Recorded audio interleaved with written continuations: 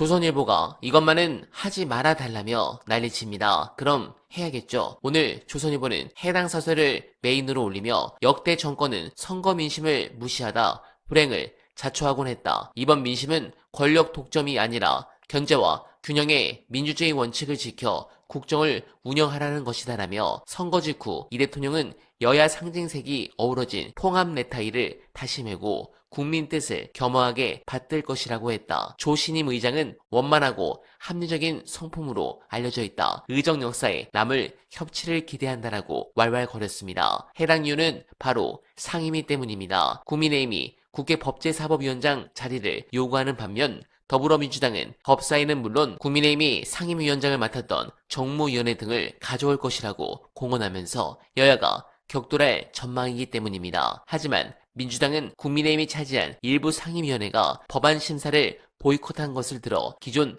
11곳에 더해 일부 상임위를 추가로 확보하겠다는 입장입니다. 네, 민주당 일각에서 협상을 한다는 소리가 있던데 웃기는 소리입니다. 개인적으로 할 수 있는 모든 걸 다 해야 합니다. 앞으로 20개월 넘게 선거가 없습니다. 눈치 보지 말고 검찰부터 사법부 그리고 기타 민생개혁을 다 해야 합니다. 그러나 저는 민주당 내부가 걱정입니다. 관련해 쇼츠에서 수백만 조회수를 기록한 분석 보시고 이어가 보겠습니다. 김용남을 지지하느냐 마느냐, 조국을 지지하느냐 마느냐의 문제가 아닙니다. 이 문제는. 그래도 나름대로 민주당이 지금까지 국민들의 사랑과 신뢰와 관심과 애정을 받기 위해서 부단히 노력을 해왔고 실수도 했지만 이런저런 문제도 있었지만 나름대로 갈등을 봉합하기도 하고 문제를 해결하기도 하고 사고도 쳤지만 이렇게 저렇게 오면서 나름대로 전국 정당으로 수권 정당으로 보다 많은 국민의 사랑과 관심을 받는 정당으로 커왔습니다. 방금 보아왔던 김홍걸 이런 문제들이 대두됐을 때 국민 눈높이에 맞추기 위해서 국민을 바라보고 단호한 자세를 취해왔던 겁니다. 그래서 오늘날의 민주당이 된 건데 평택을 선거구 하나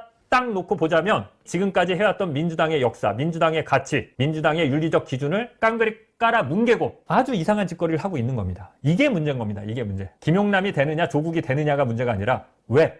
민주당은 김용남에 대해서만 아주 이상한 다른 기준과 잣대를 적용하느냐 이겁니다. 그러면 앞으로 민주당은 어떻게 후보를 선출할 겁니까? 왜 대부협회에서 아예 비례대표 한 명 뽑지 그래요? 이런 식이면. 대부협회에서 비례대표 하나 뽑으라고 그래요. 아동성범죄 전문 변호사 모임에서 한 명 영입하세요 그러면. 말이 됩니까? 앞으로 어떻게 하려고 그래요? 김용남을 용인하는 정도가 아니라 앞으로 이런 논란이 벌어질 때 어떻게 할 겁니까? 아동 성폭행범 변호한 전력이 있는 변호사가 공천 신청했을 때 몰래 대부업하고 몰래 이상한 뭐 업하고 불법은 아니죠. 누가 봐도 국민들이 눈살 찌푸릴 만한 짓을 했는데 불법이 아니라는 이유로 몰래 차명으로 했는데 그런 사람들 다 봐주려고 그럽니까? 그냥 이대로 망하고 싶어요? 기자로 20년 하면서 민주당을 뭐 그렇게 직접 취재하지는 않았지만 그래도 지켜봐 왔는데 지켜보는 과정에서 실망도 하고 뭐 그래서 큰 기대를 하진 않지만 그래도 민주당이 나름대로 발전해 왔고 특히 22대 국회에 와서는 기존의 민주당과는 많이 다른 좀 빠릿빠릿하고 일 잘하고 국민들의 요구도